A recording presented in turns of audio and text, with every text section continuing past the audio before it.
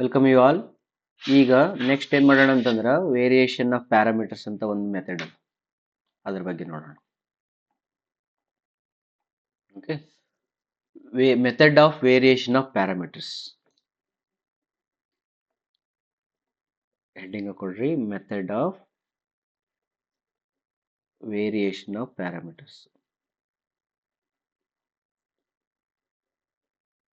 Method of variation of parameters ಈ method ಒಳಗೆ ಇದೊಂದು ದೊಡ್ಡ ಲೆಂದಿ ಮೆಥಡ್, ಇದು ಬಹಳ ಲೆಂದಿ ಮೆಥಡ್. ಬಟ್ ಈ ಮೆಥಡ್ ಒಳಗಡೆ ನಿಮ್ಗೆ ಒಂದಿಷ್ಟು ಕೋಎಫಿಷಿಯೆಂಟ್ಸ್, ಒಂದಿಷ್ಟು ಪಾಯಿಂಟ್ಸ್ ಇಂಥವು ಕೇಳ್ತಿರ್ತಾರೆ. ಅದು ಏನಂತ ಮುಂದೆ ಹೇಳ್ತೀನಿ.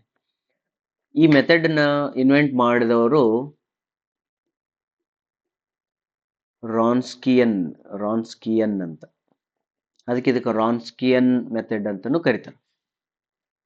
ಓಕೆ, ಬಟ್ ರೂಲ್ ಅದ, ಈ ಮೆಥಡ್ ಅಪ್ಲೈ ಮಾಡ್ಬೇಕಂದ್ರೆ ಒಂದು ರೂಲ್ ಅದ. ನಿಮ್ದು ಫಾರ್ಮ್ ಹಿಂಗೆ ಇರಬೇಕು ಅಂತ ರೂಲ್ ಅದ. ಹಂಗಿತ್ತಂದ್ರೆ ನೀವು ಅಪ್ಲೈ ಮಾಡ್ಬೋದು. ಭಾಳ ಚಲೋ ಇನ್ವೆನ್ಷನ್ ಇದು. Okay, y double dash plus p y dash plus q y equal to x. X ಅಂದ್ರೆ ಫಂಕ್ಷನ್ ಆಫ್ ಎಕ್ಸ್. ಇದು ಏನಾರ ಇರ್ಬೋದು. ನಾನು ನಿಮಗೆ ಫಸ್ಟ್ ಪ್ರೀವಿಯಸ್ ವಿಡಿಯೋದೊಳಗಡೆ ಒಂದು ಮ್ಯಾಥ್ ಹೇಳಿದೆ. ಏನಂತಂದ್ರೆ ಒಂದು ಯಾವುದೋ ಒಂದು ಕೊಟ್ಟಿರ್ತಾರ, f of d y equal to x ಅಂತ ಕೊಟ್ಟಿರ್ತಾರ. ಅವು ಎರಡನ್ನು ಕಂಡುಹಿಡಿಬೇಕಾದ್ರೆ ಎರಡು ಸ್ಪ್ಲಿಟ್ ಮಾಡ್ತೀವಿ. F of d equal to 0 ಅಂತ ಮಾಡ್ಕೊತೀವಿ. Then f of D of y equal to x ಮಾಡ್ಕೊತೀವಿ. ಇದರಿಂದ ಕಾಂಪ್ಲಿಮೆಂಟರಿ ಸೊಲ್ಯೂಷನ್ ಸಿಗ್ತದ, ಕಾಂಪ್ಲಿಮೆಂಟರಿ ಫಂಕ್ಷನ್ ಸಿಗ್ತದ, ಇದರಿಂದ ಪರ್ಟಿಕ್ಯುಲರ್ ಇಂಟಿಗ್ರಲ್ ಸಿಗ್ತದ. ಇವೆರಡನ್ನು ಕೂಡಿಸಿದ್ರೆ ಅದಕ್ಕೆ ಕಂಪ್ಲೀಟ್ ಸೊಲ್ಯೂಷನ್ ಅಂತ ಹೇಳ್ತೀವಿ. ರೈಟಾ? ಬಟ್ ನಾನು ನಿಮ್ಗೆ ಇನ್ನೊಂದು ಪಾಯಿಂಟ್ ಹೇಳಿದೆ ಲಾಸ್ಟ್ ವಿಡಿಯೋದೊಳಗೆ. ಏನಂತಂದ್ರೆ most of the time competitive exams ಒಳಗಡೆ ಯಾವುದು ಕಾಂಪ್ಲಿಮೆಂಟರಿ ಫಂಕ್ಷನ್ ಅನ್ನ ಕೇಳ್ತಾರ, ಪರ್ಟಿಕ್ಯುಲರ್ ಇಂಟೆಗ್ರಲ್ ಅನ್ನ ಕೇಳಂಗಿಲ್ಲ ಅಂತ ಹೇಳಿದೆ. ಯಾಕೆ ಕೇಳಂಗಿಲ್ಲ ಅಂದ್ರೆ ಇನ್ನೊಂದು ಮಾತು ಹೇಳಿದ್ದೆ ಲಾಸ್ಟ್ ವಿಡಿಯೋದೊಳಗೆ. ದಟ್ ಈಸ್, ಈ ಪರ್ಟಿಕ್ಯುಲರ್ ಇಂಟೆಗ್ರಲ್ ಕಂಡುಹಿಡಿಯೋದು ಭಾಳ ಟಫ್ ಅದ, ಇದ್ರೊಳಗಡೆ ಭಾಳ ಲೆಂದಿ ಪ್ರೊಸೀಜರ್ ಅದ ಅಂತ ಹೇಳಿದ್ದೆ. ಅದಕ್ಕೆ ಇದನ್ನ ಕಾಂಪಿಟೇಟಿವ್ ಎಕ್ಸಾಮ್ನ ಕೇಳಲ್ಲ ಅಂತಂದೆ. ಬಟ್ ಸಮ್ ಟೈಮ್ಸ್ ಏನಾಗುತ್ತಂದ್ರೆ ಕಾಂಪಿಟೇಟಿವ್ ಎಕ್ಸಾಮ್ನ ಕೇಳ್ಬಿಟ್ರಪ್ಪ. ಓಕೆನಾ? ಕೇಳ್ಬಿಟ್ರೆ ಅಂದ್ರೆ ಏನ್ ಮಾಡಬೇಕು? ಕೇಳಿದ್ರಂದ್ರೆ ಡೆಫಿನೆಟ್ಲಿ ಅವರು ನಿಮ್ಮನ್ನ ಈ ಮೆಥಡ್ಲಿಂದ ಕಂಡಿಡೀರಿ ಅಂತ ಫೋರ್ಸ್ ಮಾಡ್ತಿರ್ತಾರೆ. ನೀ ಈ ಮೆಥಡ್ಲಿಂದ ಓದ್ರಿ ಅಂತಂದ್ರೆ ಇಲ್ಲೇನು ಟಫ್ ಅಂತ ಹೇಳಿದ್ನಲ್ಲ, ಆ ಟಫ್ ಈಸಿ ಆಗ್ಲಿಕ್ಕೆ ಶುರು ಆಗ್ತದೆ. That's why we have to go by this method. But ಇನ್ನೊಂದು ರೂಲ್ ಏನಂತಂದ್ರೆ ಈ ಮೆಥಡ್ ಏನೈತಿಲ್ಲ, this is applicable only with second order derivative. Second order derivative ಇದ್ರೆ ಮಾತ್ರ ಅಪ್ಲೈ ಆಕೈತಿ. ಮತ್ತು ಇದೇನಾದ್ರೂ ವೈ ತ್ರಿಬಲ್ ಡ್ಯಾಶ್ ಇತ್ತಂದ್ರೆ ಅಪ್ಲೈ ಆಗಲ್ಲ. ಹಾಗಾಗಿ ಸೆಕೆಂಡ್ ಆರ್ಡರ್ ಡಿರೈವೇಟಿವ್ ಇದ್ರೆ ಮಾತ್ರ ಅಪ್ಲೈ ಆಗ್ತದೆ. ನೋಡೋಣ ಏನು ಮಾಡ್ಬೇಕು. ಈ ಪ್ರೊಸೀಜರ್ ಏನೈತಿ ಅಂತಂದ್ರೆ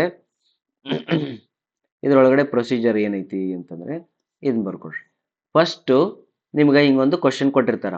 Y dash plus p y dash plus q y equal to function of x ಅಂತ ಕೊಟ್ಟಿರ್ತಾರ. ಈ ಕೊಟ್ಟಾಗ ನೀವೇನು ಮಾಡ್ರಿ ಅಂದ್ರೆ ಇದನ್ನ ಆಸ್ ಇಟ್ ಈಸ್ ನಮ್ದು ಓಲ್ಡ್ ಮೆಥಡ್ ಏನೈತಲ್ಲ, ಆ ಓಲ್ಡ್ ಮೆಥಡ್ ಯೂಸ್ ಮಾಡಿಕೊಂಡು M1 M2 ಕಂಡಿಡಿದು ನೆಕ್ಸ್ಟ್ ಇದರಿಂದ ಒಂದು ಇಕ್ವೇಶನ್ ಬರ್ಕೊಂಡ್ಬಿಡ್ತೀರಿ. ಸಿ ಎಫ್ ಅನ್ನು ಬರಿತೀರಿ. ಸಿ ಎಫ್ ಏನು ಬರ್ತೈತೆ ಹೇಳು? C1 into something plus C2 into something ಅಂತ ಬರ್ತದ. ಇಲ್ಲಿ ನೋಡು, ಈ C1 ಸಮಥಿಂಗ್ ಏನೈತಲ್ಲ, ಈ ಸಮಥಿಂಗ್ ಅನ್ನ y1 ಅಂತ ಕರಿ, ಇದನ್ನ y2 ಅಂತ ಕರಿ. ಒಂದು ಪ್ರಾಬ್ಲಮ್ ಕೊಟ್ಟಾಗ ಹೇಳ್ತೀನಿ. ಆ ಸಮಥಿಂಗ್ ಏನ್ ಮಾಡ್ತೀವಿ, y1 ಮತ್ತು y2 ಅಂತ ಕರ್ಕೊಂತೀವಿ. ಕರೆದ ಮೇಲೆ ನೆಕ್ಸ್ಟ್ ಏನ್ ಮಾಡು ಅಂತಂದ್ರೆ ಒಂದು W ಅಂತ ಹೇಳಿ ಒಂದು ವರ್ಡ್. W ಅಂದ್ರೆ ಏನು ಅಂದ್ರೆ ಆ ಸೈಂಟಿಸ್ಟ್ ಹೆಸರು ಏನಿತ್ತಲ್ಲ, ಏನೈತಿದು ರಾನ್ಸ್ಕಿಯನ್ ಅಂತ ಐತಿಲ್ಲ, ರಾನ್ಸ್ಕಿಯನ್ W ಅಂತ ಬರ್ಕೋ. ಅದ್ರ ಒಳಗಡೆ ಇದನ್ನ ಹಿಂಗ್ ಬರಿ, y1 ಬರಿ, ಇಲ್ಲಿ y2 ಬರಿ. ಈ y1 ಏನೈತಲ್ಲ ಅದನ್ನ ಡಿಫ್ರೆನ್ಶಿಯೇಟ್ ಮಾಡಿ ಇಲ್ಲಿ ಬರಿ, ಇದನ್ನು ಡಿಫ್ರೆನ್ಶಿಯೇಟ್ ಮಾಡಿ ಇಲ್ಲಿ ಬರಿ. ಅದರದ್ದು ಡಿಟರ್ಮಿನೆಂಟ್ ಕಂಡಿಡಿ. ಅದನ್ನ ಬಂತು ಅಂದ್ರೆ ಅದು W ವ್ಯಾಲ್ಯೂ, ಅದು ಡಿಟರ್ಮಿನೆಂಟ್ ಕಂಡಿಡಿ.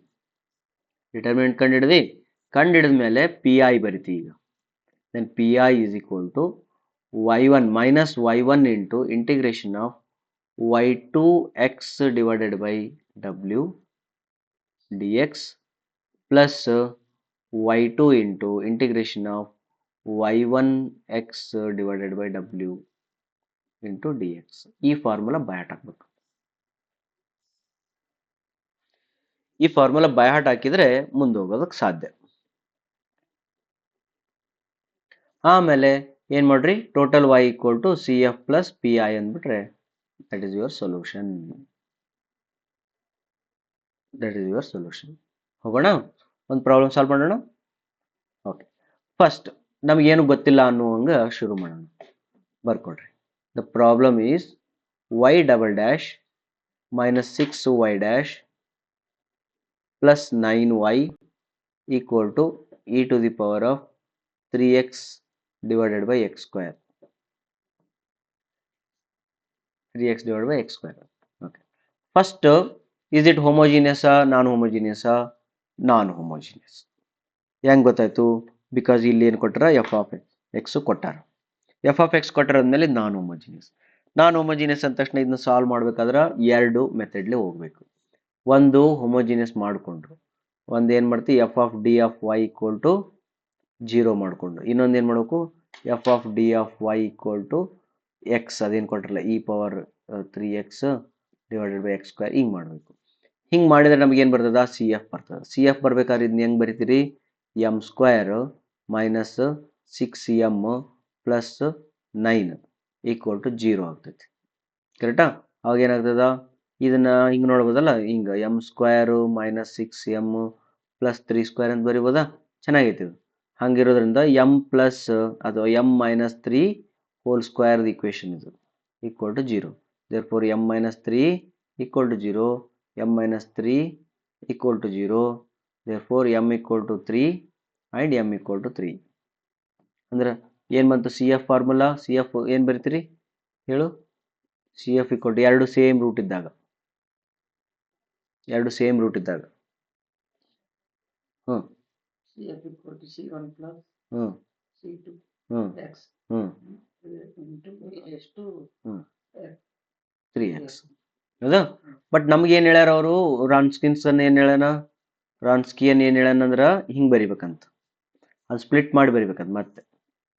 ಓಕೆ, C1y1 C2y2 ಹಂಗೆ ಬರಿಬೇಕು. ಹಂಗಾರೆ ಇದನ್ನ ಸ್ಪ್ಲಿಟ್ ಮಾಡ್ತೀನಿ. C1 e to the power of 3x plus C2x e to the power of 3x. ಓಕೆನಾ? ಇಷ್ಟು ಬರೆದ್ರೆ C1 ಜೊತೆಗೆ ಇದ್ದಿದ್ದು ಏನಂತ ಹೇಳಿದ್ರು ಅವರು, C1 ಜೊತೆಗೆ ಇದ್ದಿದ್ದನ್ನ y1 ಅನ್ಬೇಕಂತ, C2 ಜೊತೆಗೆ ಇದ್ದಿದ್ದನ್ನ ಏನು ಬೇಕು, y2 ಅನ್ಬೇಕು. ಇವೆರಡು ಅನ್ಕೊಂಡು W ಕಂಡುಹಿಡ್ಬೇಕಂತ. W ಕಂಡುಹಿಡ್ಬೇಕಾದ್ರೆ ಇಲ್ಲಿ ಬರಿತೀನಿ ಇ ಪವರ್ 3x ಮತ್ತು ಎಕ್ಸ್ ಇ ಪವರ್ 3x ಇಲ್ಲಿ ಬರದೆ.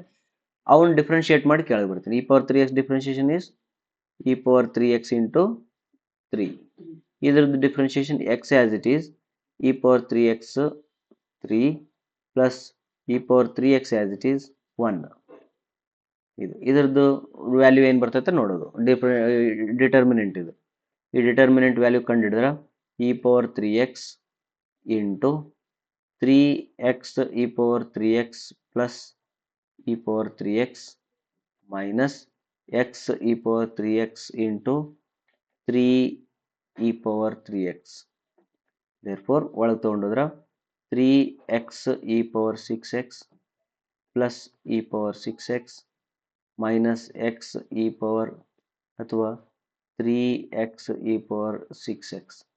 This cancel. ಅವಾಗ ಆನ್ಸರ್ ಇ ಪವರ್ 6x ಬರ್ತೈತಿ. This is your W value. W equal to e power 6x.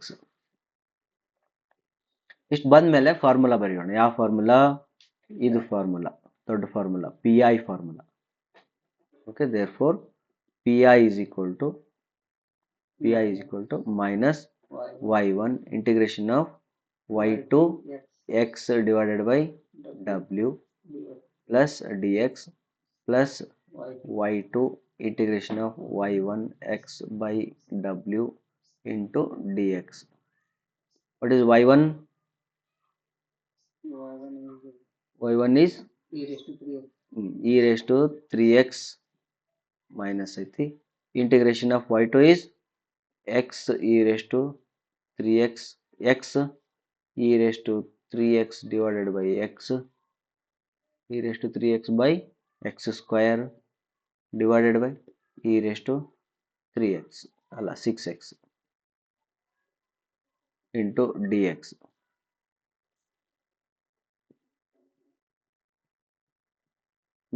Then y2 ಅಂದ್ರೆ ಎಷ್ಟು, ಪ್ಲಸ್ y2 ಅಂದ್ರೆ x e raised to 3x integration of e raised to 3x into e raised to 3x divided by x square whole divided by e raised to 6x. ಇವು ಚಂದಾಗಿ ತಾನ cancel ಆಗಂಗೆ ಇರ್ತಾವ, ಹಾಗಾಗಿ ಅವ್ನ method appreciate ಮಾಡ್ಯಾರ. Okay, ಚೆನ್ನಾಗಿರ್ತವೆ. There four ನಾವು e raised to 3x e raised to 6x e raised to 6x cancel, x1 ja x2 ja cancel, therefore minus e raised to 3x into integration of 1 by x dx plus e raised to 6x 6x 6x cancel 1x ಬೇಡ, ಇದು ಹೊಡಿಬೇಡ, ಇದು ಹೊಡಿಬೇಡ. this is x e raised to 3x integration of 1 by x square into dx. Okay, now what is left? Minus e raised to 3x is log x plus x e raised to 3x is minus 1 by x. Okay, now you can cancel x, therefore minus e raised to 3x log x minus e raised to 3x. This is your pi. This is your pi.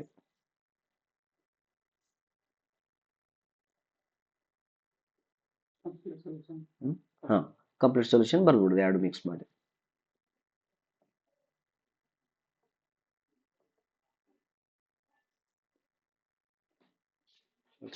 C F plus P I ಎರಡು ಸೇರಿದ್ರೆ complete solution.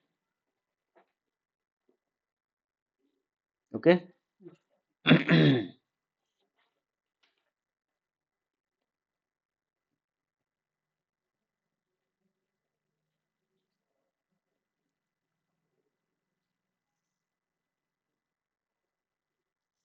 therefore complete solution equal to c1 e to the power of c1 plus c2